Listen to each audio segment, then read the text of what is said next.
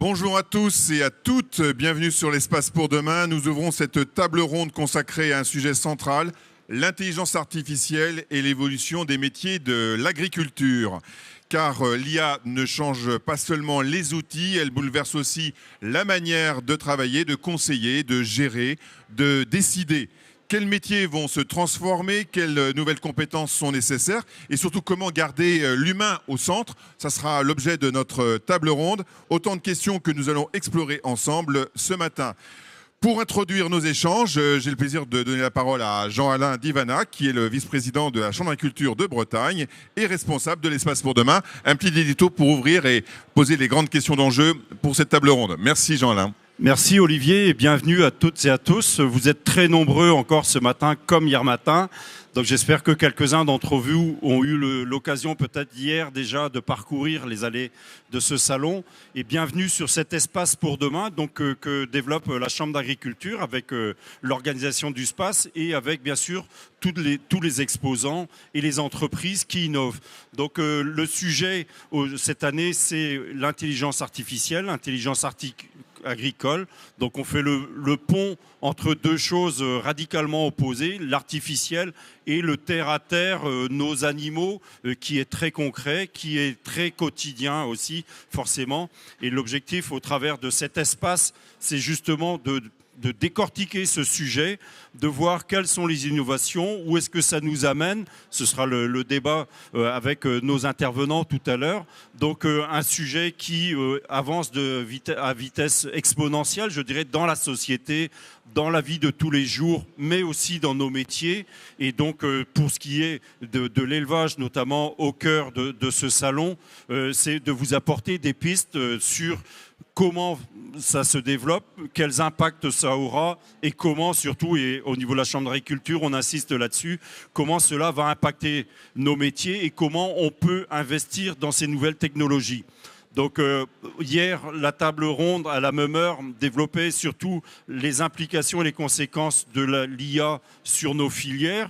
Aujourd'hui, donc c'est la conséquence sur les hommes et les compétences d'exploitants, forcément dans la gestion de nos fermes, mais aussi de tous nos collaborateurs dans les exploitations, mais dans les structures qui nous environnent et les services qui sont autour de nous. Et demain, nous traiterons dans le même format et à la même heure aussi du problème de la propriété de la donnée, de la dépendance éventuellement aux services et aussi est-ce que ça a une valeur marchande et comment est-ce qu'on gère ça dans le terme. Donc merci à nos intervenants de développer leurs compétences sur ce sujet-là. Merci à Olivier qui va animer cette table ronde. Et bonne table ronde d'abord et bonne journée à toutes et à tous. Merci. Merci Jean-Alain. Passons maintenant donc à nos intervenants, chacun porteur d'un éclairage différent. Voici nos différents intervenants, on les présente. Amira Riahi, chargée de mission Data et IA, Chambre d'agriculture de Normandie. Bonjour Amira. Alors, elle modernise le conseil agricole en intégrant données et innovations numériques et accompagne conseillers comme agriculteurs dans l'appropriation de l'IA. Pierre-Henri Hamon, gérant d'une ETA en Bretagne. Vous êtes entrepreneur de terrain. Vous intégrez progressivement l'IA dans les travaux agricoles. Vous nous expliquerez comment. Et dans la gestion également des différents chantiers. Damien Dupuy, vous êtes directeur de projet chez Serre France Bretagne. Vous êtes expert du conseil économique. Vous interrogez ainsi l'IA, comment elle peut apporter sur ce qu'elle ne remplacera peut-être jamais dans la relation aux agriculteurs. Alban Pobla, Alban, vous êtes directeur Smart Décision chez Innoval Développement. Vous développez un conseil décloisonné prospectif pour mettre l'IA et la donnée au service des éleveurs et de la performance durable. Laura Nojac, bonjour Laura, vous êtes élue Chambre d'agriculture du Morbihan. Vous êtes dans le collège salarié agricole. Donc, quelque part, vous êtes aux côtés également de Pierre-Henri. Et donc, c'est intéressant d'entendre également votre point de vue en tant que responsable bloc maternité en production porcine. Voilà, vous incarnez ainsi la vision des jeunes élus et des salariés agricoles avec un regard concret sur les réalités de terrain et l'évolution des compétences. Voilà, si un mot devait résumer pour vous l'impact de l'IA sur les métiers agricoles, lequel vous commenceriez à choisir? Amira Riahi, à vous la parole. Quel serait ce mot? Un mot. Opportunité. Opportunité. D'accord. Vous pouvez juste nous dire en 2 mots pour quelle raison vous choisissez ce terme? Parce que en fait, on est au rendez-vous avec une opportunité énorme qui est déjà là et qui transforme déjà nos métiers et notre quotidien carrément. Et donc, on est au rendez-vous. Soyons prêts et tirons le maximum. Très bien, merci. À vos côtés, donc, Pierre-Henri, le mot? Moi, je dirais rester critique. Critique. Et critique par rapport à quoi et comment? Parce que l'IA va nous amener d'énormes opportunités, j'en suis conscient. Et aujourd'hui, en fait, c'est très important que les utilisateurs, ceux qui vont devoir acquérir ces compétences-là, ils sachent contrôler aussi ce que l'IA fait. Parce qu'en fait, le point qu'il faut savoir, c'est que tout est sur le cloud et aujourd'hui, la donnée va être vue et maîtrisée en instant T par d'autres sociétés, des très grandes sociétés bien au-dessus des producteurs. Et donc, il faut que l'utilisateur reste très critique. D'accord, donc garder une certaine forme de distance, tout en étant dedans, en même temps. C'est toute la complexité de notre monde. Alors, Damien, vous, quel est votre directeur de projet Serre France? Quel est votre mot-clé? Le mot-clé, je dirais gain de réactivité. D'accord. Effectivement, derrière l'instantanéité des données qui vont nous arriver, je pense que on a une vraie opportunité de pouvoir apporter un conseil plus rapidement, plus pertinent à nos adhérents, à nos agriculteurs. D'accord. Alban Pobla, donc directeur Smart Decision chez Innoval Développement. Le mot-clé? Bonjour à tous. Bonjour. Et je pense au mot hybride. Ça a été évoqué en introduction. On est entre le terrain, la donnée concrète, l'action concrète, et puis les modèles virtuels, les modèles de jumeaux numériques. Et l'intelligence artificielle permet de faire le lien entre les deux et d'apporter un accès facile à une information utile de décision sans avoir à manipuler soi-même toutes ces données. Très bien. Réponse maintenant de Laura Anojac sur la même problématique. Le mot-clé qui résume au mieux l'impact de l'IA selon vous, quel serait-il? Pour moi, je pense que je dirais soutien. Parce que ça peut être aussi un moyen d'aider donc dans le métier à prendre des décisions et puis à soulager certaines tâches dites pénibles et répétitives. Très bien.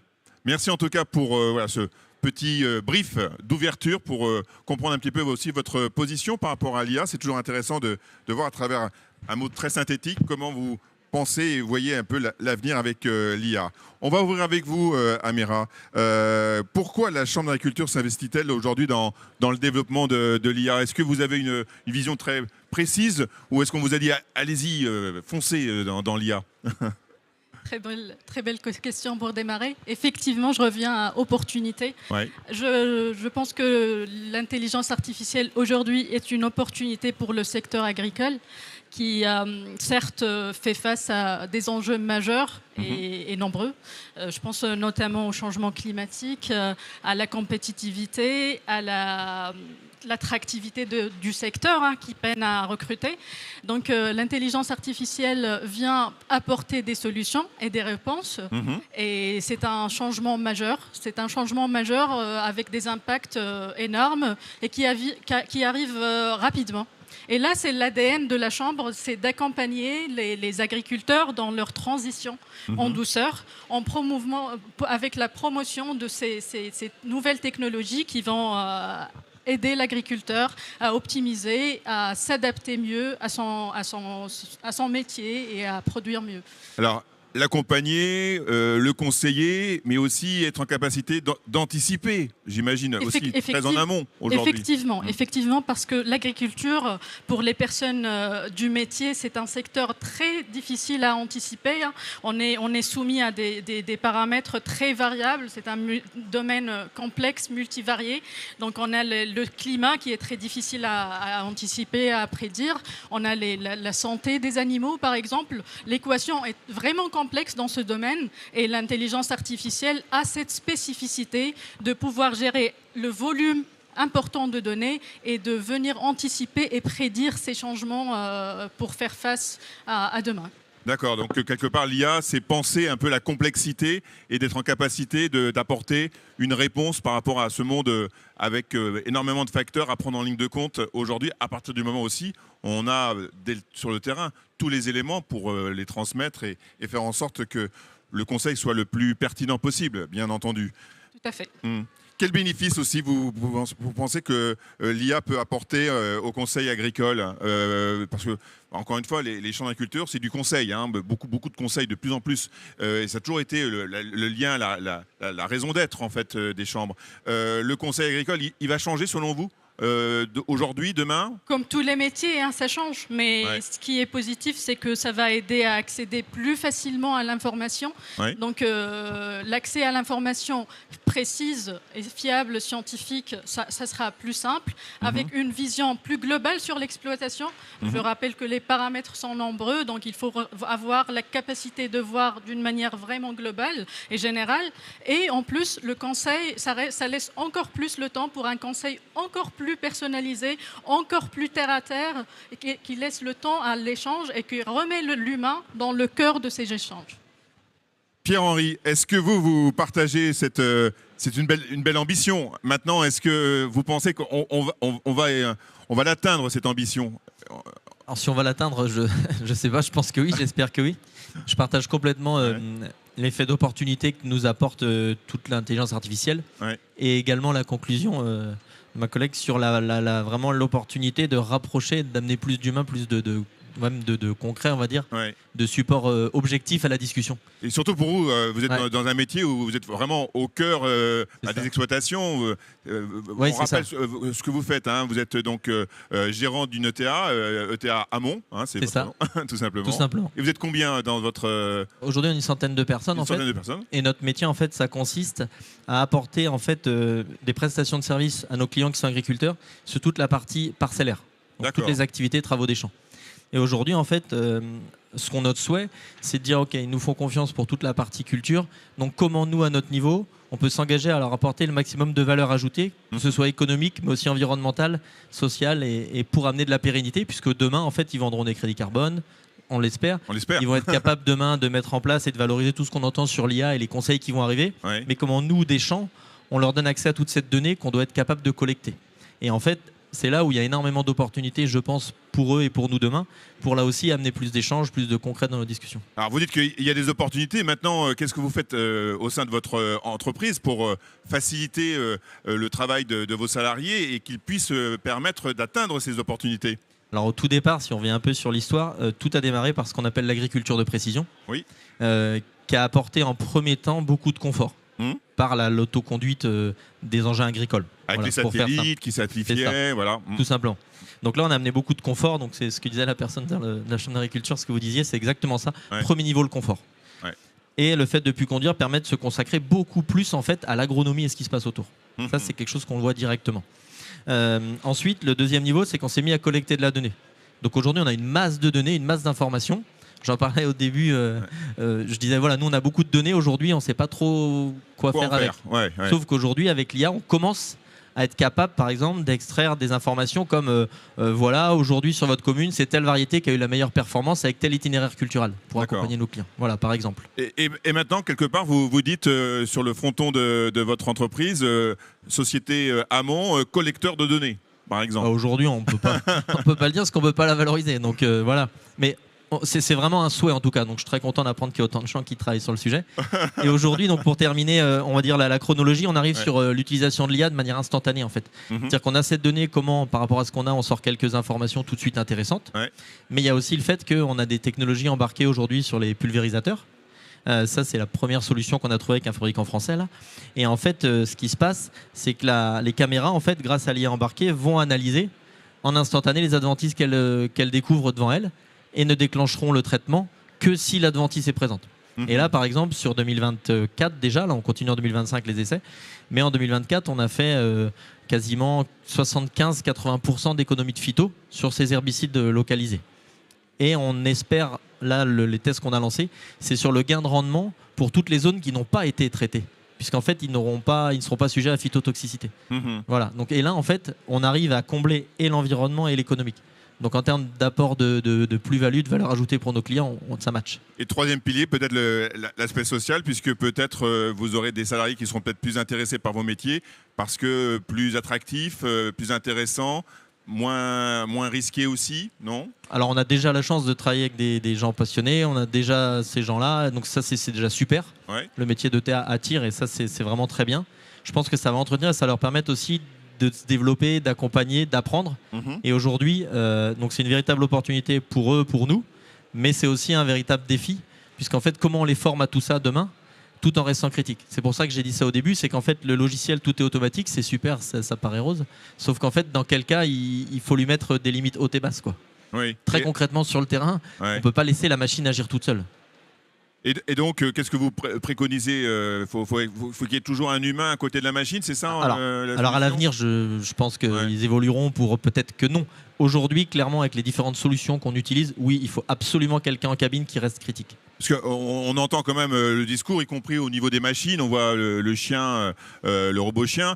Bon, on dit l'éleveur il va se coucher et puis le robot chien s'occupe des poules, entre guillemets, quoi. Enfin, peut-être. J'exagère un peu, mais enfin, c'est quand même l'argument qui est porté. Non, je pense qu'on y arrivera. Je pense qu'on y arrivera clairement avec la vitesse où la technologie avance, on y arrivera. Après, ici, on est dans un territoire, on est dans le Grand Ouest de la France. Oui. C'est un territoire de bocage. Oui. On n'est pas dans les plaines. Il y a quelques éléments paysagers à prendre en compte. Exact. Oui. Voilà. Donc, ce qui fait que ça retardera aussi l'accès à toutes ces technologies complètement autonomes. Très bien. Damien Dupuis, donc vous êtes de Serre France Bretagne. L'IA va-t-elle transformer le métier de comptable agricole?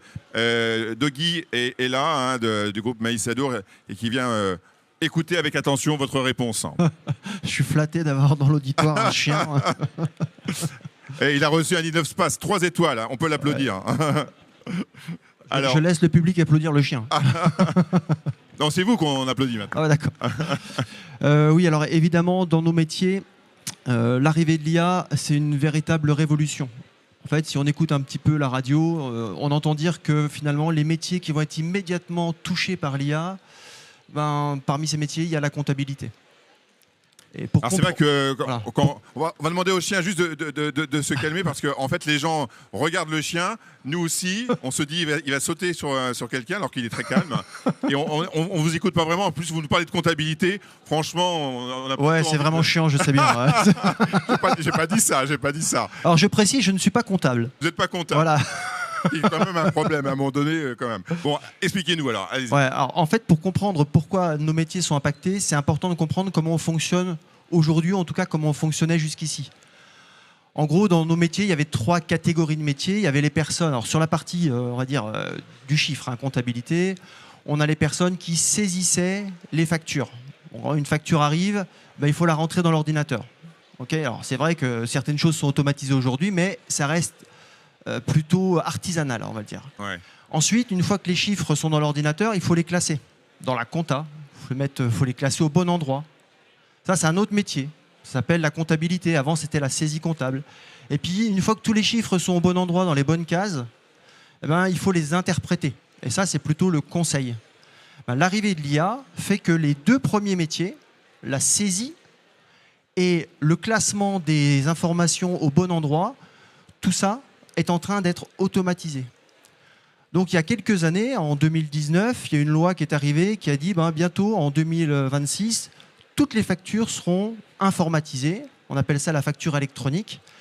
Et donc on sentait bien que dans les années qui allaient suivre, on allait avoir une masse de données considérable qu'on allait pouvoir finalement, on n'a plus besoin de la saisir puisqu'elle arrive déjà au format numérique.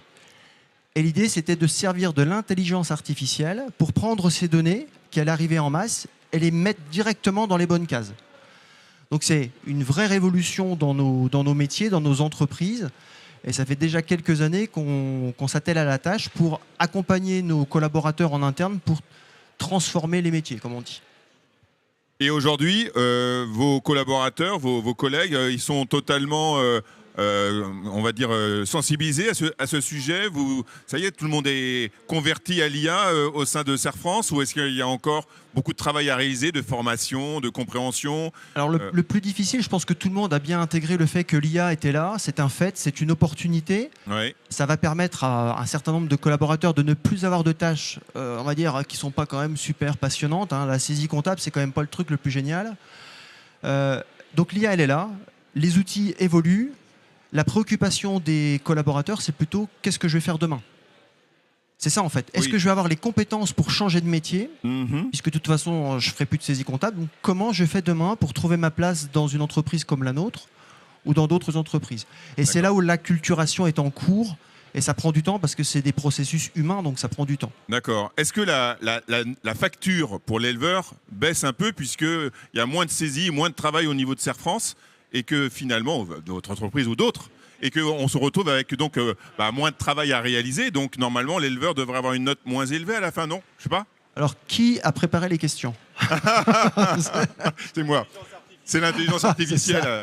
C'est pas oui, moi, alors, c'est l'intelligence artificielle. Effectivement, c'est le. Question, hein. Non, effectivement, vu de l'agriculteur, Bah oui. il dit mon comptable, il a même pu à saisir les factures, tout est reçu informatiquement. Voilà. Bon, effectivement, le temps passé par les comptables, il va diminuer énormément. Oui. Et c'est l'objectif. Par contre, pour réaliser ce traitement automatisé, il y a de l'investissement informatique qui est très très conséquent. Hier, vous l'avez vu sur le plateau, on disait que c'était des investissements lourds qui nécessitaient des bases de données très importantes.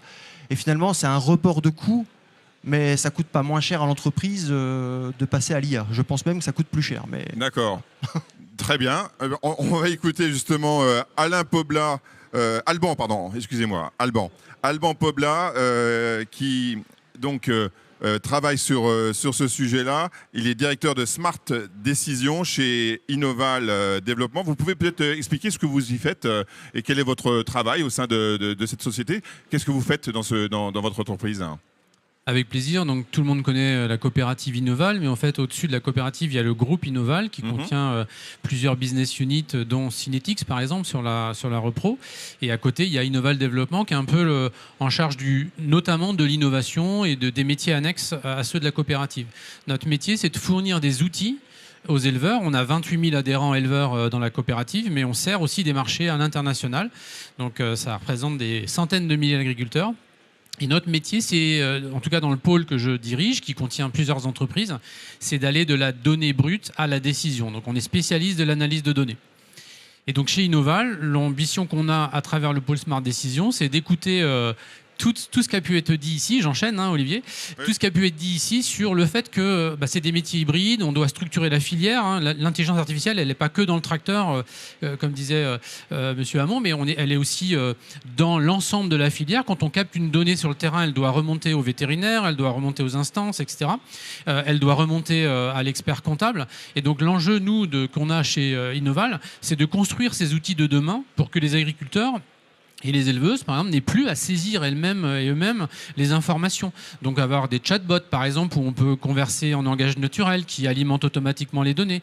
Avoir des systèmes qui captent des données automatiquement sur l'exploitation pour libérer du temps utile et supprimer les tâches répétitives ou voire dangereuses que font les salariés agricoles ou les éleveurs, pour que ce soit du temps à mieux concevoir sa stratégie d'exploitation. L'idée, c'est pas de remplacer la décision, elle appartient à l'éleveur. Mais si on lui donne tous les outils d'observation constant des animaux, des cultures, des bâtiments, et éventuellement de données tiers comme les contraintes de la PAC, les contraintes économiques, la météo, etc., etc., les performances effectivement sur des nouvelles espèces, là on va amener des éleveurs qui vont être encore une fois hybrides, un peu technophiles. Ils ont toujours été technophiles, les agriculteurs. Ils aiment réparer leurs tracteurs depuis la mécanisation, et maintenant ils aiment toucher aux outils numériques. Donc moi j'aime pas quand on dit que l'agriculture est en retard sur les autres secteurs, c'est pas vrai.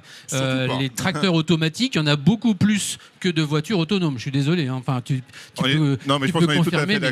Donc c'est un secteur qui est consommateur de ça, qui est beaucoup plus technophile qu'on le pense. Les early adopters, ils représentent entre 20 et 30% parfois de la population, ce qui n'est pas le cas dans d'autres domaines. Mais on doit faire des outils qui sont utiles, ergonomiques, et le point qui a été évoqué tout à l'heure, rentables. Nous, nos éleveurs, ils nous achètent rien quand on produit quelque chose si c'est pas rentable. Donc c'est pour ça qu'on a toujours 2 ans d'expérimentation via la cellule innovation pour valider les retours sur investissement. Donc beaucoup de réponses, mais c'est vaste. Un gros travail en amont de préparation, de mise en place, de développement, de recherche et de développement pour pouvoir avoir un résultat plutôt finalisé, avec du conseil peut-être plus pertinent, plus affiné. Maintenant, est-ce qu'on risque pas de noyer l'éleveur dans une somme encore plus d'informations, de données, même si on dit que c'est traité, comme vous dites, il y a quand même la décision finale, c'est lui. Donc à un moment donné, il va quand même devoir prendre en compte toutes les informations que vous lui transmettez. Et comme il y a de plus en plus d'informations, de plus en plus de données, de plus en plus de conseils, en plus il y a les conseils qui se mettent les uns par rapport aux autres. Donc comment on s'est retrouvé dans cette jungle qui arrive sur nos écrans et qui tout le monde a le droit d'exister. Donc moi je propose un conseil, un autre un conseil.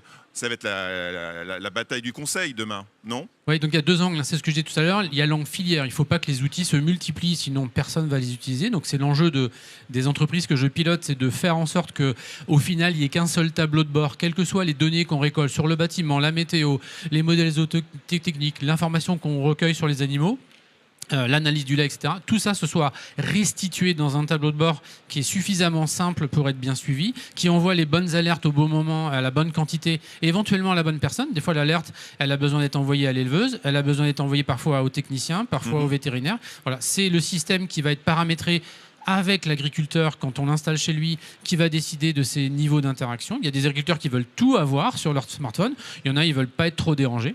Et ça dépend des sujets. Un vélage, on veut être prévenu très rapidement. S'il manque un petit peu d'eau à 8 heures, si on la met à 9 heures, c'est pas trop grave dans les autres. Voilà. Donc ça dépend des sujets. Il y a vraiment, s'il y a une maladie très grave, il faut tout de suite l'identifier et réagir. Voilà. Ça dépend des sujets. Donc, mais c'est pas seulement, encore une fois, au niveau de l'éleveur que ça se passe au niveau de toute la filière, je suis tout à fait d'accord. Il faut des outils qui relient tout le monde et qui sachent analyser l'information massive pour en faire un outil de décision. On n'est pas là pour donner de l'info quantitative aux agris, on est là pour donner de l'info qualitative et résumée. D'accord. Mais on l'a vu hier, à travers les échanges qu'on a eus sur cette table ronde, la difficulté des différentes filières à s'organiser, à se mettre ensemble pour travailler toutes les coopératives ensemble, quelque part, pour pouvoir produire des éléments forts, puissants de données, notamment faire face à d'autres pays émergents, enfin émergents, ils ne sont plus émergents maintenant, l'Asie ou l'Amérique. Mais c'est vrai qu'il y a une vraie difficulté à se mettre tous ensemble. En fait, ça avance de manière un peu fractionnée, chacun avance ses pions, ses startups, ses plateformes, en estimant que peut-être qu'ils vont réussir mieux que d'autres, en fait. Oui, c'est vrai, mais en fait, faut être fier de ce qu'on fait en France. Nous, on est contacté chez Innoval par des pays d'Europe qui nous disent, mais votre filière bovine, votre filière lait, enfin bovine viande, je veux dire, ou bovine lait, oui, bien sûr, elle est exceptionnelle en qualité, en sanitaire.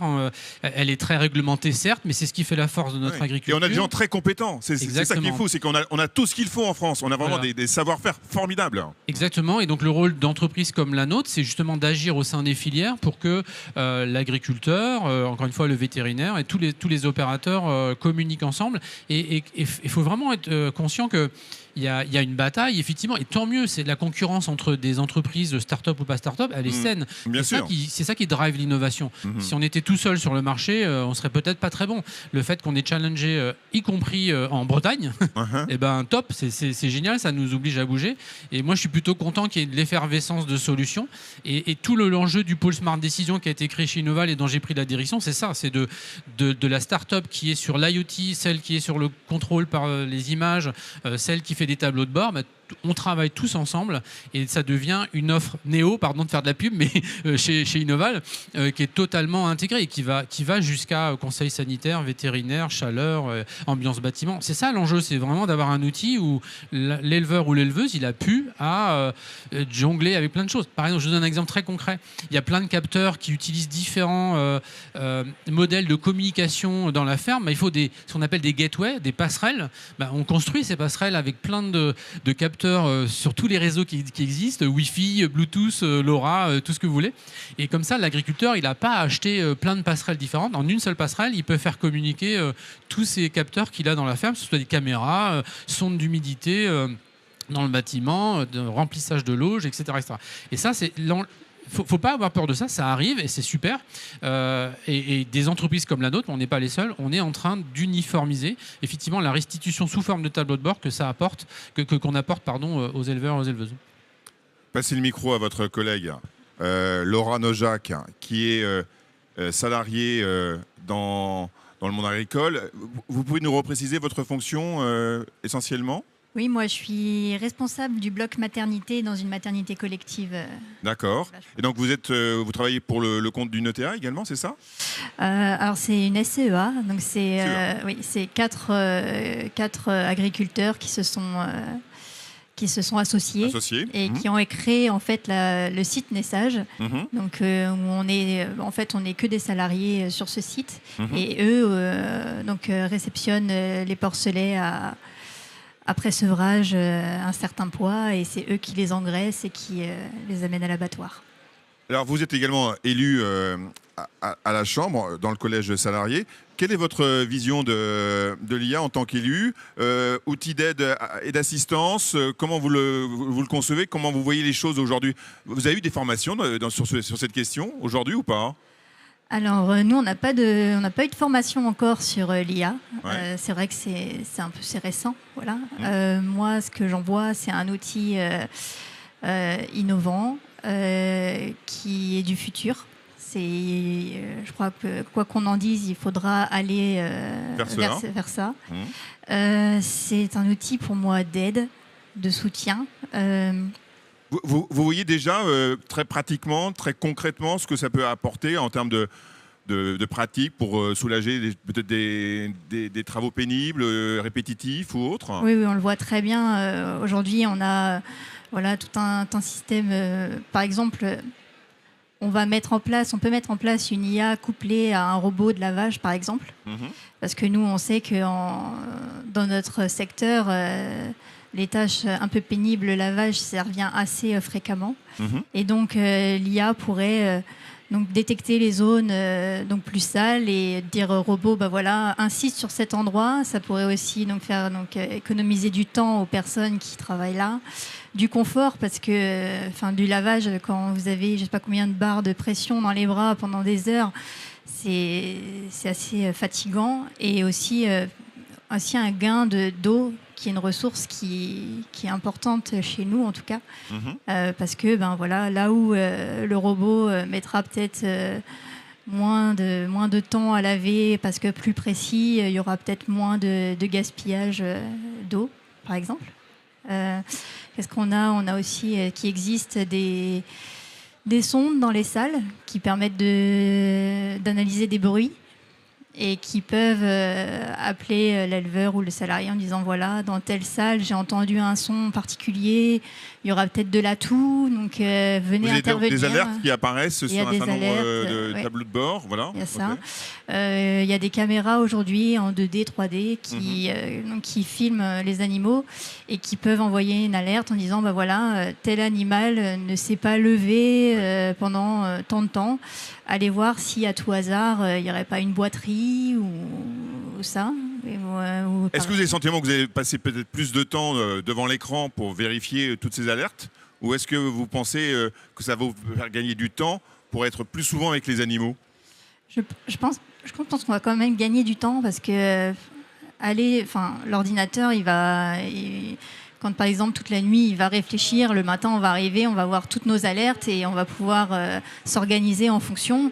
Et une fois qu'on aura checké tout ce qu'on a eu à voir avec ça, on pourra continuer à faire notre travail habituel. Donc, je ne pense pas qu'on perdrait du temps, au contraire même. Au contraire, ça sera peut-être plus précis, vous perdrez peut-être moins de temps à chercher là où il y a... Et on sera plus... Du coup, j'ai perdu mon mot, mais... tranquille peut-être, sereine. Tranquille et réactif. Et réactif. Voilà. Réactif en tout cas. Très bien. Merci en tout cas pour ce premier témoignage à vous. Alors, on va relancer la discussion avec vous. Oui, vous vouliez peut-être réagir Oui, pour réagir, pour faire un parallèle, parce que mon métier, moi, c'est surtout la machine, en fait. Oui, voilà. Et en fait, on a beaucoup de maintenance prédictive qui arrive grâce à l'IA. Et je vous rejoins complètement. En fait, on a des notifications qui apparaissent sur le PC ou le téléphone pour nous dire attention, ce tracteur-là risque de tomber en panne dans les voilà. Et en fait, clairement, ça fait gagner un temps fou. Et quand on arrive le matin, qu'on a toutes les alertes, on sait vers lequel aller en premier, quoi. Non, en fait, ma question, c'est pas parce que c'est pas nouveau les notifications sur les smartphones et tout. Il y a ça depuis très longtemps et tant mieux. Elles sont ciblées maintenant. Maintenant, elles sont ciblées. D'importance. Par ordre d'importance, priorité ou pas. Et par contre, elles sont de plus en plus nombreuses, j'imagine, parce qu'on décèle de plus en plus de problématiques, de sujets. Il y a des décisions à prendre à un moment donné, donc il y a aussi. En fait, il faut définir des filtres. D'où là l'intérêt, du coup, la place, là, encore une fois, de l'homme dans ce point de décision. C'est vraiment lui qui reste le centre de la décision. Par contre, comment on apporte à lui, ou du coup, nous, comment demain on pourra nous apporter toutes ces informations, ce sera vraiment un point important. Oui. Alors, je vais faire réagir également, excusez-moi, je voulais faire également réagir votre collègue Damien sur cette partie-là. Est-ce que vous voyez également le côté prédictif dans la partie comptabilité, gestion ça se ressent également sur les alertes, quelque part aussi, quand la comptabilité ne va pas très bien ou quand il y a des choses qui ne vont pas très bien? Alors aujourd'hui, on n'en est pas là. Non. Très clairement, on n'en est pas là parce que si je rembobine un peu le film, dans la session d'hier, Ouais. on disait que pour faire du prédictif, il faut d'abord apprendre à l'IA. Donc il faut lui donner une masse de données qu'elle observe. Oui. Et à partir de ça, on peut faire du prédictif. D'accord. Sauf qu'aujourd'hui, on est rentré dans une ère mondialisée où on voit qu'il y a énormément de volatilité, d'incertitude. Et donc, on a beau faire apprendre à une IA, d'abord, on a des volumes de données qui sont relativement faibles par rapport à d'autres. Oui. Là, vous vous basez finalement sur vos sur nos adhérents, comptabilités. hein. Voilà, uniquement sur nos comptabilités, même Ouais. si on en a énormément en Bretagne, Ouais. il n'empêche que ça reste mathématiquement des petits échantillons. Et que de toute façon, il y a tellement de volatilité, d'incertitude qui arrivent chaque année que les modèles, ils sont quasiment pour l'instant impossibles à stabiliser pour faire vraiment du prédictif. Et c'est pas là-dessus pour l'instant qu'on mise. D'accord. Et même si l'échantillon est particulièrement bien qualifié, parce qu'on est en Bretagne, on a des températures, un climat bien spécifique, donc par rapport à la Bretagne, quelque part, Oui, on tout pourrait à fait. se dire, Les données sont homogènes, sont bien qualifiées, Ouais. mais ça reste. On est soumis quand même aux aléas extérieurs. Mhm. Et ce qui est vrai l'année dernière n'est plus vrai aujourd'hui, elle ne le sera pas demain non plus. Donc c'est compliqué sur un système instable d'asseoir un modèle prédictif. D'accord, ok. Très bien. Amira, comment vous voyez justement le conseil à travers ces différents propos et comment vous rapprochez finalement le conseil de la Chambre d'agriculture auprès de l'éleveur pour affiner aussi ce sujet-là. Vous avez aussi des tableaux, vous mettez en place des éléments qui permettent de faciliter l'approche conseil du conseiller chambre auprès de l'éleveur. Comment ça se passe ? Pour nous, on agit pas à pas vers un conseil plus personnalisé. On choisit les cas d'usage qui démontrent d'une manière très concrète à l'éleveur les gains et l'impact que cette innovation aurait sur sa production. Parce qu'en fait, à la Chambre, l'innovation, c'est pas juste pour la technologie ou juste pour innover, ça doit répondre directement à aux attentes, aux besoins. Voilà. Terrain, très concret.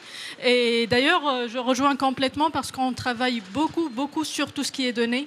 Parce qu'on parle de l'intelligence artificielle, mais il ne faut pas oublier que la base, c'est les données. Il faut fiabiliser les données, il faut améliorer leur qualité et leur quantité afin d'avoir vraiment des modèles qui sont performants. Donc c'est la base. On travaille beaucoup sur ça. On développe nos bases de données internes, on fiabilise, on centralise nos données. Et c'est effectivement pour permettre les développements d'intelligence artificielle de demain.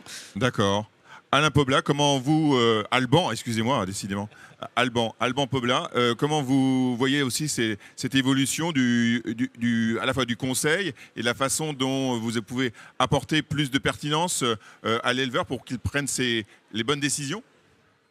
C'est détecter les bons moments où le technicien doit intervenir jusqu'à la gestion de ses tournées, c'est-à-dire au lieu de tourner automatiquement, systématiquement, avec un cercle de ferme dans son portefeuille toutes les semaines, tous les mois, et bien à partir de ces outils que l'on développe, il va pouvoir choisir les environnements où c'est le plus propice d'intervenir, donc les exploitations qui ont le plus besoin de ces conseils, les exploitations qui peuvent les demander spontanément, mais celles où on observe, on est en train de construire un concept de tour de contrôle chez Innoval. Pensez à la tour de contrôle qui pilote un aéroport. On construit en ce moment une tour de contrôle qui va être capable d'observer plusieurs fermes à la fois, jusqu'à du contrôle visuel des animaux, par exemple.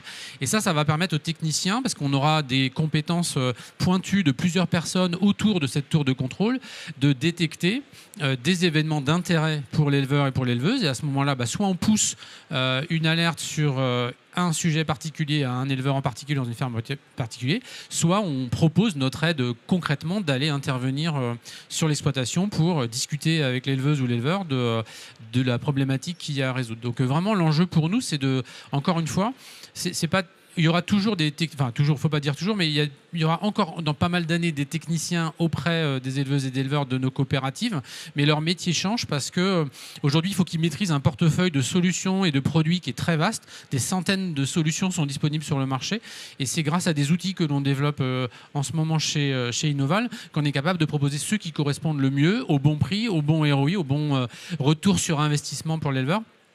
qui vont être pertinents à aller et se déplacer dans les fermes et pas passer leur temps sur la route, pas passer leur temps sur leur ordinateur. L'idée, c'est vraiment de tout ce travail, tu le disais en amont, l'ordinateur, il travaille la nuit, c'est un peu ça. Ouais. Nos logiciels, ils travaillent tout le temps, hein, pas que la nuit.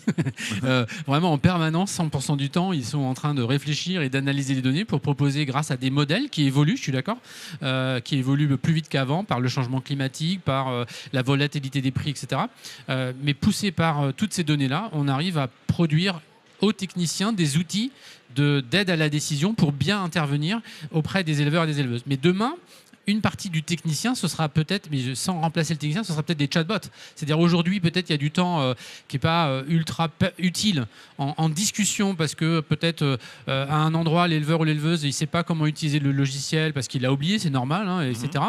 S'il y a un petit chatbot à côté, il va discuter, le chatbot va automatiquement lui expliquer comment faire telle tâche. Et du coup, quand le technicien il vient, il se concentre sur, tu l'as dit, les choses utiles.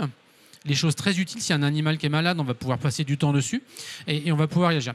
Et un troisième point, pardon Olivier, mais c'est ce que tu as dit tout à l'heure, c'est des fois on peut avoir un porcelet qui va rester le long d'une paroi, mais si le technicien ou le salarié arrive, le porcelet va peut-être se lever parce qu'il est un porc, c'est toujours très curieux et il va pas forcément conserver son comportement naturel. L'avantage d'avoir des outils qui observent 24/24, c'est pas pour remplacer les techniciens, c'est justement pour voir des comportements naturels des animaux qu'on ne voit pas en présence d'humains et qui vont permettre justement à des salariés de se dire tiens, au lieu de devoir courir dans tous les élevages tous les jours, regarder tous les lots, toutes les cases, je vais aller dans la case où il y a un problème et je vais consacrer le temps suffisant et nécessaire pour résoudre le problème. Donc encore une fois, les outils ne sont pas là pour remplacer des humains, ils sont là pour rendre le temps utile et le temps efficace.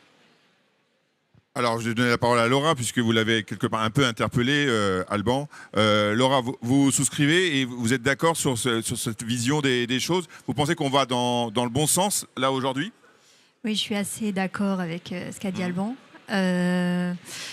Maintenant, voilà, on ne peut pas non plus dire... il faut prendre en compte aussi les inquiétudes de certains salariés qui sont pas du tout technophiles, sans vouloir être réfractaire, mais qui ne s'y intéressent pas. Besoin d'être accompagné, d'être soutenu. Oui, ou donc qui on ne en s'y vient intéressent pas du tout. Moi, Ouais, je sais que j'ai un collègue, l'ordinateur, faut pas lui en parler. Mais bon, au-delà de ça, je me dis que voilà, les outils seront fournis. Alors certes, je suis d'accord, les agriculteurs aiment toucher à tout, réparer, voilà. Mais en face des outils, il y aura toujours quand même des gens qui seront là pour faire de la maintenance, pour expliquer, pour venir, pour conseiller, pour aider. Donc, je pense que oui, ça peut être une inquiétude, mais si on a les bonnes formations, je pense que ça peut vite aller bien. D'accord. On va poser la question justement à notre trio de représentants. Donc peut-être vous, Pierre-Henri, vous pouvez nous parler peut-être quand vous formez vos équipes pour les rendre plus perspicaces par rapport à... Alors oui, c'est une vraie problématique, les formations. Ouais, c'est ça. En fait, il n'en existe pas toutes prêtes aujourd'hui, ou du moins je ne les ai pas trouvées. Donc en fait, je crois que Alban en a.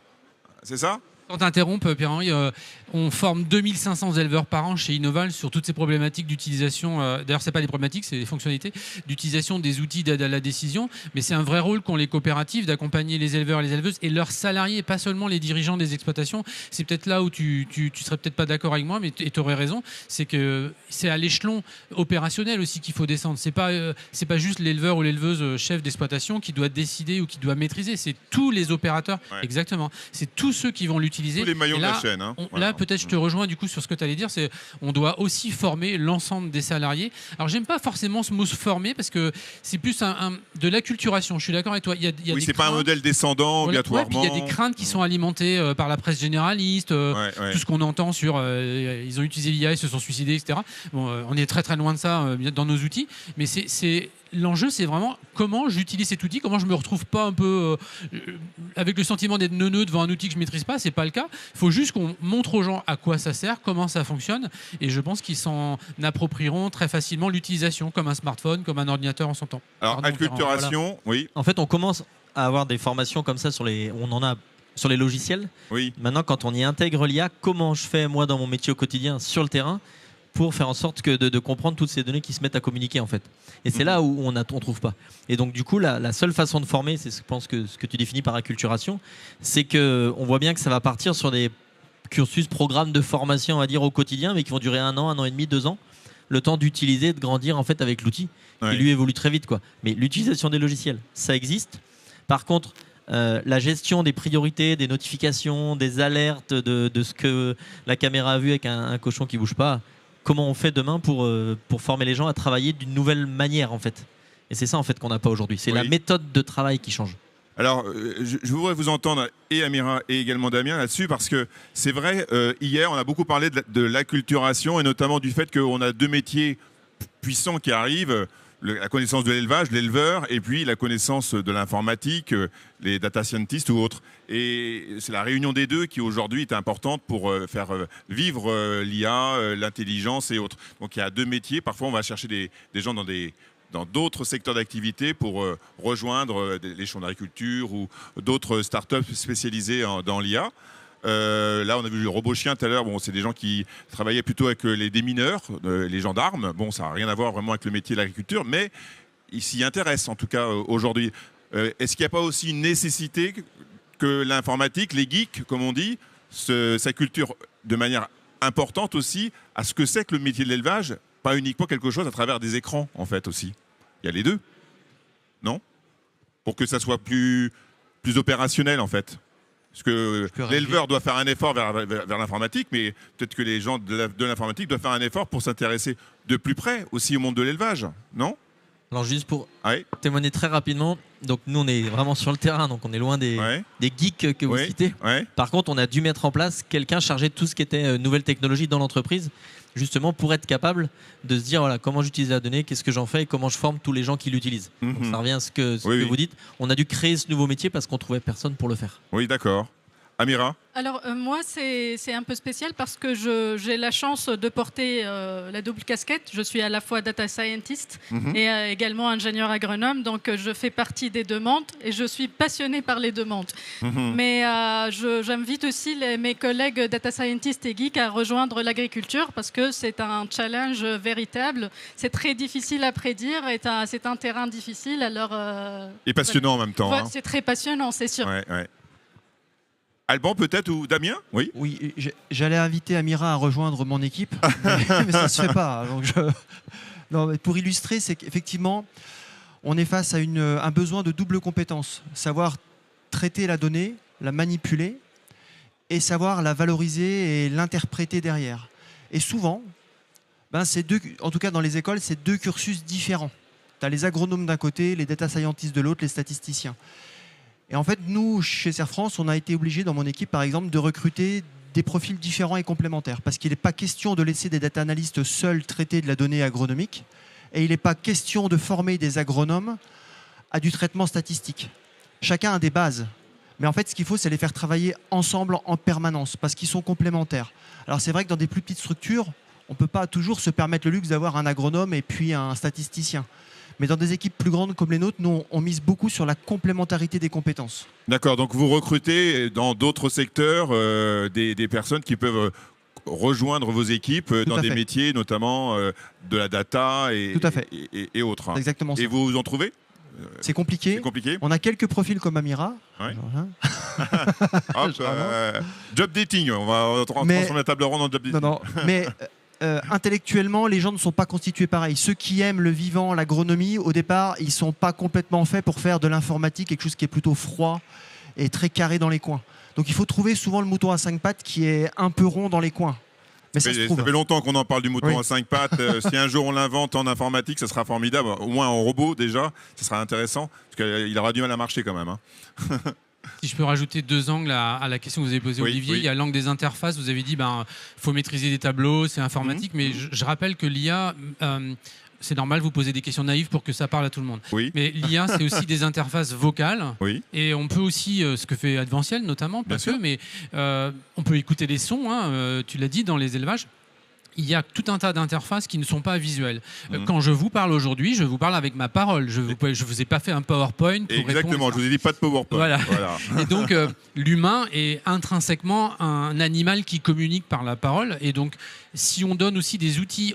Quand on est dans la ferme et on est en train de manipuler des animaux, on va pas sortir son téléphone ou sa tablette pour taper dessus. On va tout salir, etc. Donc, si on est capable de dialoguer avec une oreillette, avec une lunette connectée, etc., on va déjà amener une autre façon d'interagir avec les outils d'aide à la décision. Donc, il y a tout cet espace des interfaces qu'il faut travailler, ça c'est évident, et ça arrive. Le deuxième angle, il est plus général. Effectivement, ici, on a le secteur de l'agriculture qui est représenté, pas que les éleveurs et les éleveuses, mais aussi tous les employés, tous les collaborateurs, des coopératives, des groupes, etc., et jusqu'à la génétique.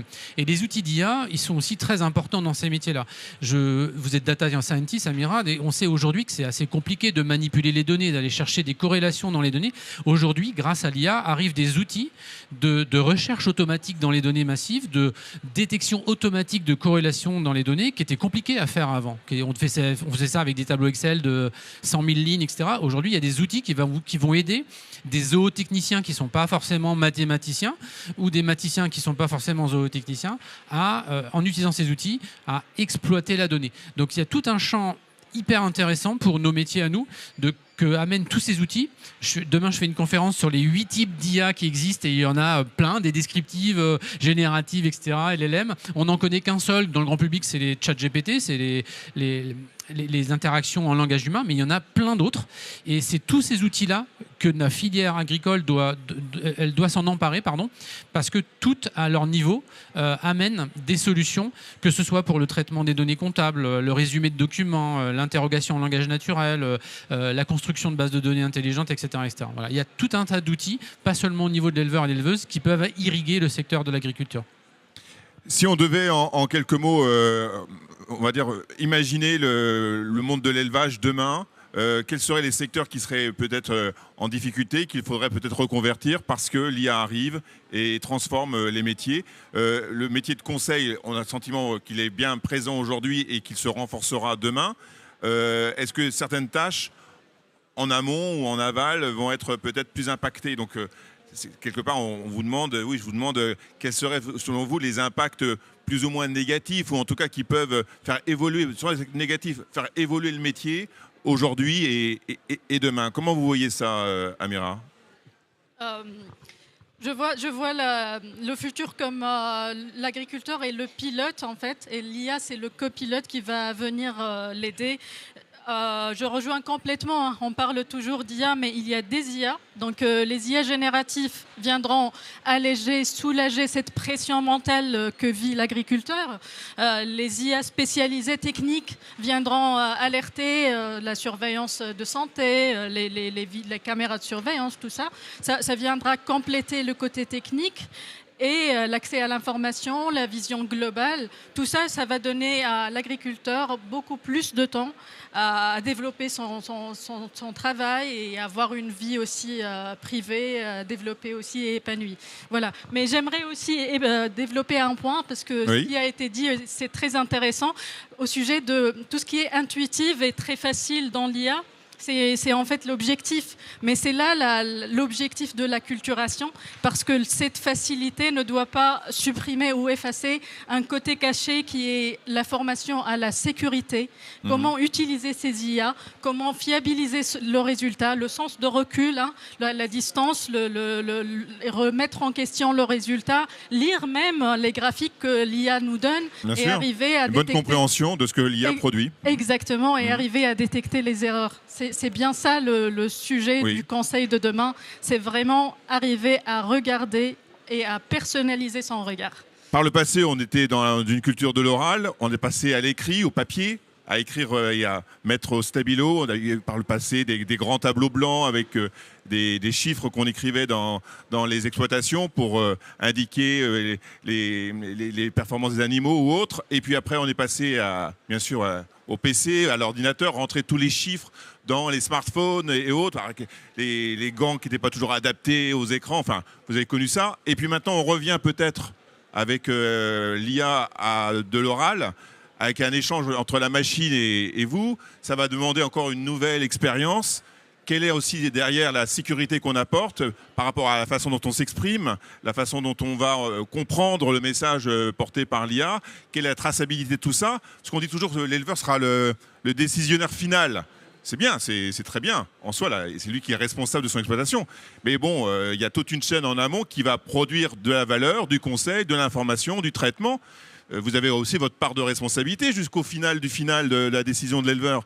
Et en fait, j'ai du mal moi, à bien saisir à quel niveau l'éleveur pourra dire bah non, écoutez, moi j'ai suivi les indications qui m'ont précédé, et à quel niveau va s'organiser un peu la chaîne de la responsabilité. C'est bien que l'éleveur au final puisse décider, mais vous avez quand même une part de responsabilité tous.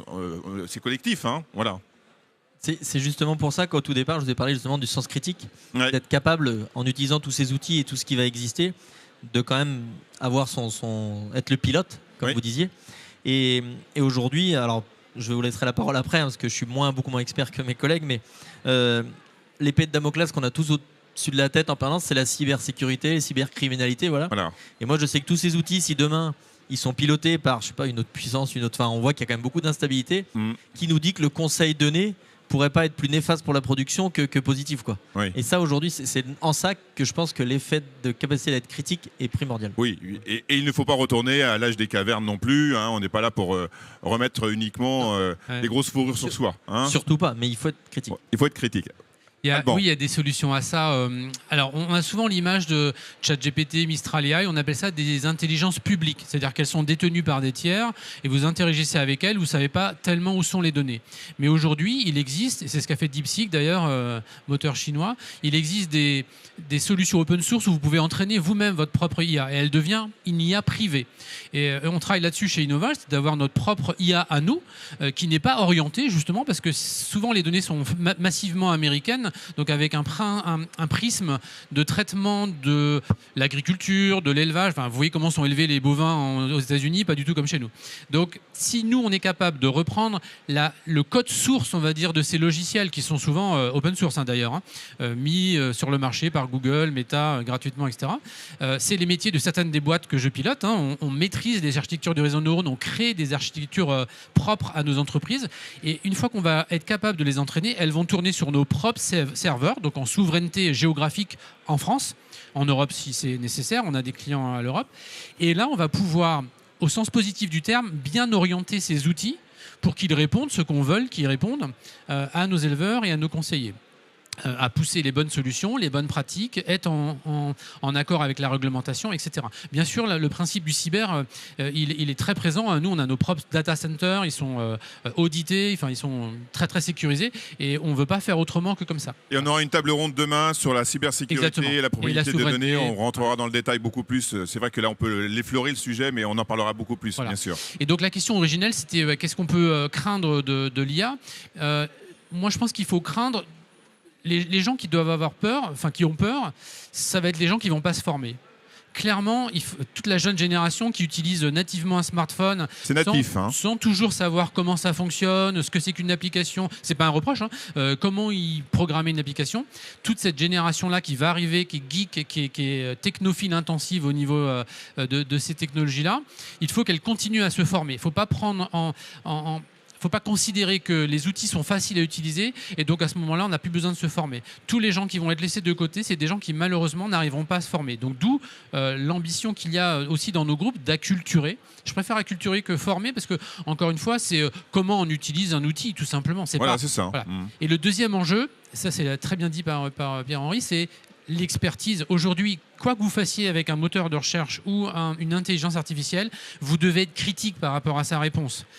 C'est encore une fois, sans être trop dans le détail, ce n'est qu'une réponse statistiquement la plus probable, pertinente par rapport à votre question. Ça n'est pas forcément la vérité. Voilà. La vérité, c'est éventuellement vous qui la détenez par votre expertise.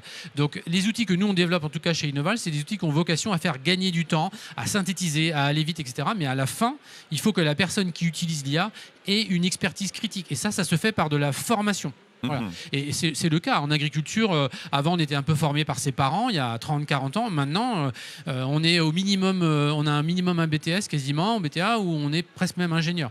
Donc, il y a quand même une montée en compétences des éleveurs et des éleveuses les agriculteurs au sens large, qu'on n'avait pas avant, et qu'il faut introduire dans ces formations-là, au niveau des écoles d'agriculture, en tout cas principalement, le fait que ces outils-là vont devenir des outils du quotidien et qu'il faut former les élèves, les ingénieurs, les étudiants, au risque bien sûr, mais à tous les bénéfices que ça peut apporter et de comprendre comment ça fonctionne pour faire le bon choix quand une coopérative, un technicien vient vous proposer cette solution. Voilà. Et hier, nous avions des jeunes du Tech Agri Challenge qui intervenaient et l'un d'entre eux nous a dit très clairement, sans l'IA, ça sera fini. Voilà, donc lui, c'est clair, l'IA, il faut l'utiliser, c'est quelque chose d'habituel pour lui et c'est pour lui la voie qu'il faut prendre tout simplement. Il n'y a pas de questions en trop à se poser. Il y a des questions après sur l'utilisation, la façon de le porter, mais en tout cas, c'est la voie.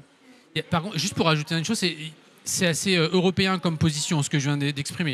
Il faut quand même voir qu'aux États-Unis, dans des grandes fermes de 10 000, 20 000 vaches, vous avez 70 employés qui ne sont pas des employés agricoles, c'est juste des employés.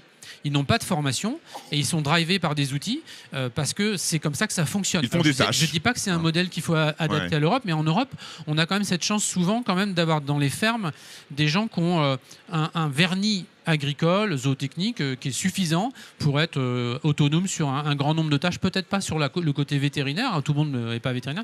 Aux États-Unis, vous voyez des fermes où les employés passent d'un jour de l'intralogistique à l'agriculture, à je ne sais quoi.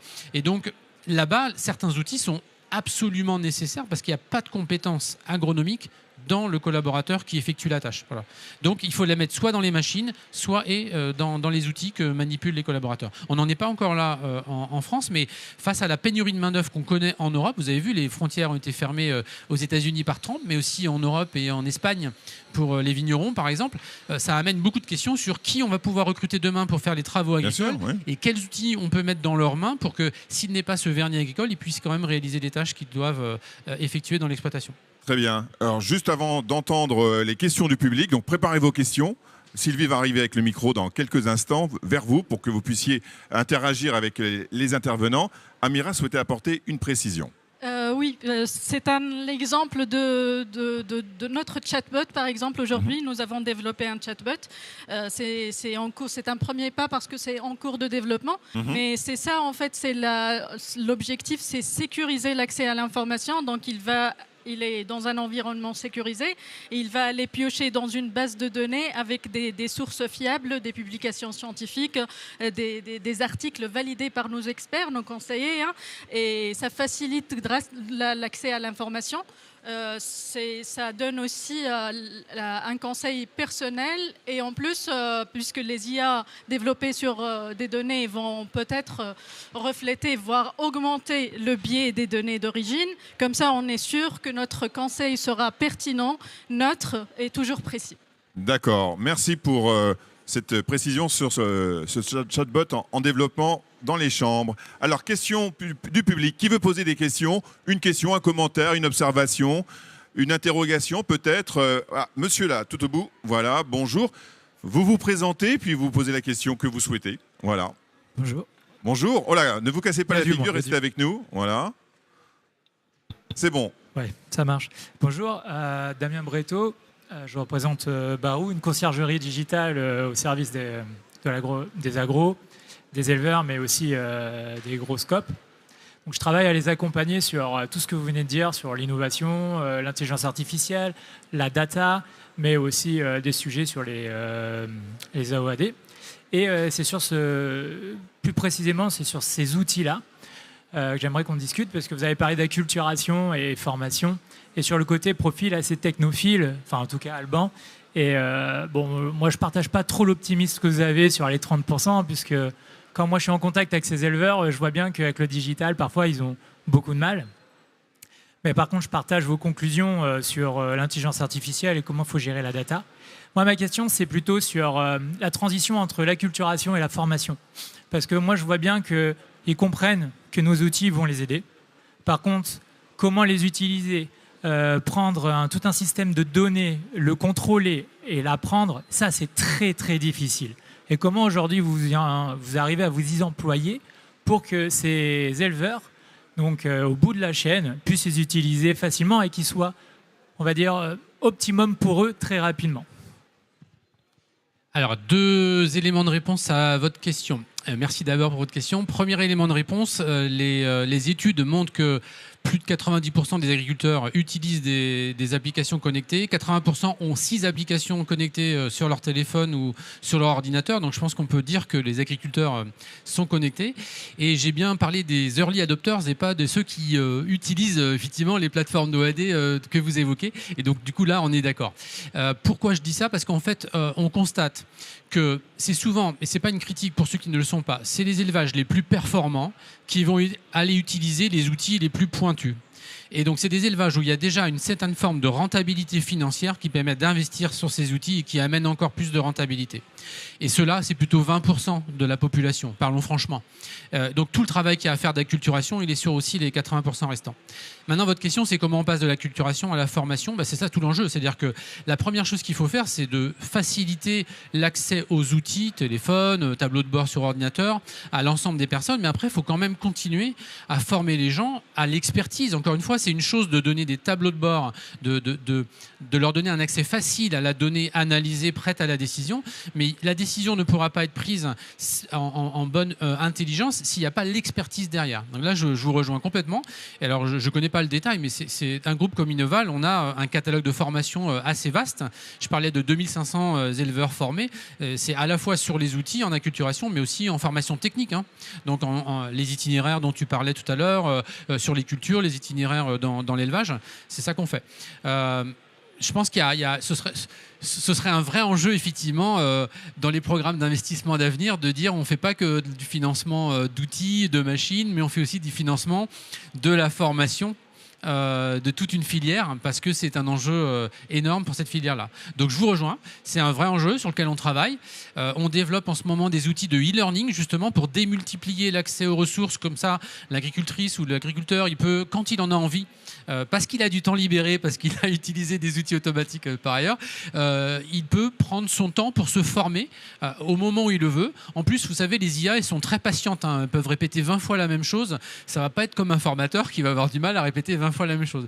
Chacun a sa forme d'intelligence, chacun a sa culture ou ses connaissances. Et c'est là c'est intéressant avec ces outils qu'on développe en ce moment dans le domaine du e-learning, c'est que ils vont adapter aussi parce qu'ils sont réactifs et ils font de ce qu'on appelle du renforcement d'intelligence au fur et à mesure où ils interagissent avec les humains.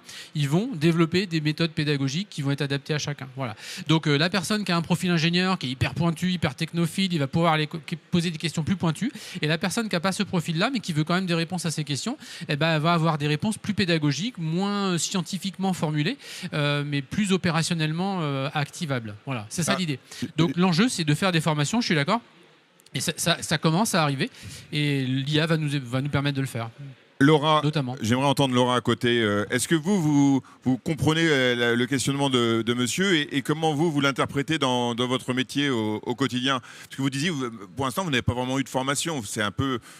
voilà, au fil des jours, le quotidien, on vous explique que là il y a un bruit, là il y a des choses à faire. Enfin voilà, c'est un travail au fil des semaines, quoi, un peu empirique. Oui, alors pour l'instant, nous, on n'a aucune formation et c'est en fait les personnes qui viennent mettre en place généralement les logiciels qui vont nous expliquer comment les utiliser. Oui. Maintenant... Voilà, et vous avez le sentiment qu'une fois que vous avez l'information sur la façon dont fonctionne le logiciel, vous savez quoi faire? Vous avez le sentiment que par moment vous êtes un peu démuni parce qu'on demande de plus en plus d'informations, de précision, donc aussi derrière les compétences qui suivent, j'imagine. On demande de plus en plus pointu, donc on vous demande aussi d'être de plus en plus compétente dans l'interprétation de la façon dont la notification est apportée aussi, non? Donc je pense que là, c'est une question de personnes. Oui. Et d'éducation numérique aussi, je dirais. Parce que, bon, voilà, il y en a qui, ont 60 ans, proches de la retraite, n'ont pas envie de s'embêter avec ce genre d'outils. Il y a des jeunes qui arrivent, voilà, qui sont nés avec des téléphones dans les mains. Ils ont 25 notifications, c'est pas un problème. Les autres, c'est assez panique. Non, mais on a tous des générations différentes de je pense que là, c'est voilà, il y a plus que la formation, il y a aussi... l'envie des personnes de s'y intéresser et puis leur facilité, leur capacité à utiliser les outils aussi. Ouais. Pierre-Henri, comment vous travaillez avec vos équipes ou votre équipe sur ce sujet? En fait, comme je vous disais, nous, on est vraiment dans la phase où on a collecté beaucoup de données et maintenant on essaie de la valoriser. on a cherché différentes solutions et il a fallu qu'on crée des postes en interne. Pour pouvoir le faire, on s'appuie sur un réseau en fait où on est 17 ETA où on travaille ensemble et c'est ce qui nous permet du coup d'avoir aujourd'hui des gens qui travaillent sur ces sujets-là. Et l'idée, c'est que des data scientists, des gens qui ont la compétence informatique, technique, il y en a partout. Enfin, ils sont pas chez nous, quoi, voilà, clairement, et on les aura. Mais il y en a autour de vous. Par contre, il faut exactement faire ce qu'on disait tout à l'heure, c'est développer notre capacité à être de plus en plus experts dans notre métier, puisqu'on voit clairement que nos clients, en fait, qui sont éleveurs, eux, sont de plus en plus experts dans leur métier, les attentes évoluent. Donc, en fait, on souhaite d'abord bien maîtriser toute cette partie d'expertise et de compréhension, être capable de suivre le rythme de l'évolution technologique pour demain, au quotidien, apporter les outils à toutes nos équipes et les acculturer, du coup, si je prends le mot de la journée, à les utiliser petit à petit. Voilà comment on fait. En fait, c'est vraiment de l'apprentissage au fur et à mesure. D'accord. Et au sein de Serre France, comment on travaille sur ce sujet, Damien ? Je pense qu'il faut garder une certaine diversité de profils chez les conseillers. Moi, c'est un peu le mantra. Parce que de toute façon, on aura toujours des agriculteurs qui ne souhaiteront pas, qui ne voudront pas, qui ne pourront pas utiliser l'IA. Et eux, il n'y a pas de raison qu'on les laisse sur le bord de la route. Bien sûr, bien sûr. Donc il faut qu'on ait en face des gens qui soient capables de conseiller à l'ancienne, juste avec les données métiers dont ils disposent. Puis il faut qu'on ait des gens, des conseillers qui soient capables de faire un peu du mixte, c'est-à-dire de prendre les données qui sortent de l'IA et d'avoir un sens critique. Et puis on aura peut-être des conseillers qui n'auront peu de culture métier et qui voudront s'appuyer 100% sur l'IA. Voilà, moi je mise plutôt sur non pas une hyper spécialisation, mais une diversité de profils pour répondre à toutes les situations des adhérents. Et on risque pas, à terme, sans tomber encore dans les grosses inquiétudes, de se retrouver avec une très grande fracture numérique entre ceux qui sont en capacité d'utiliser les outils, les tableaux de bord, de bien prioriser toutes les notifications, d'avoir une capacité d'utiliser tous ces outils, en plus de faire remonter de l'information pour être encore plus en capacité de répondre. Et on va se retrouver avec deux mondes, un monde super entraîné et puis un autre un peu moins en fait. Je pense que c'est déjà le cas. C'est déjà le cas, hein, de toute façon. Et ce sera encore le cas demain parce qu'effectivement, il y a une fracture aujourd'hui parce qu'on a des nouveaux outils. Mais ces outils-là dont on parle, dans un an, ils auront disparu, il y en aura des nouveaux, etc. Donc cette fracture, elle va être entretenue. Simplement, le gap va se déplacer et on aura toujours différents profils d'agriculteurs. Ceux qui seront toujours à la pointe et ceux qui seront toujours sur des méthodes plus anciennes. Et il faudra toujours du monde pour accompagner tous ces agriculteurs. Voilà. Donc on rentre de plus en plus dans le monde du serviciel, de plus en plus de services pour accompagner tous ceux qui sont également opérationnels et sur le terrain, quoi, en fait. Et je rebondis sur ce que tu dis. Il faut aussi qu'on apprenne à nos agriculteurs à se poser davantage la question de est-ce que j'ai vraiment besoin de l'IA ? Des fois, on n'a pas le choix. Mais recourir systématiquement à l'IA, parce que c'est dans l'air du temps, je pense que ce n'est pas la bonne chose. C'est hyper utile, mais on ne fera pas de l'IA partout, on n'aura pas les moyens énergétiques. En plus. Donc, il faudra prioriser. Et acculturer les agriculteurs aujourd'hui, c'est déjà, à mon avis, leur faire se poser cette question de est-ce utile ou pas de recourir à l'IA pour ce que j'ai à faire.